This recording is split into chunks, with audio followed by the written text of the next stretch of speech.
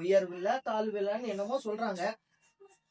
தம்பி, கலாத்தியர் 3ஆம் அதிகாரம் 28ஆம் வசனம், அதுல பவுல் என்ன சொல்றாருன்னா, யூதன் என்றும் கிரேக்கன் என்றும் இல்லை, அடிமை என்றும் சுயாதீனன் என்றும் இல்லை, ஆண் என்றும் பெண் என்றும் இல்லை, நீங்கள் எல்லாரும் கிறிஸ்து இயேசுவுக்குள் ஒன்றாய் இருக்கிறீர்கள்னு பவுல் சொல்றாரு. கரெக்ட். இதை வச்சு ஒரு பாட்டு பாடலாம்.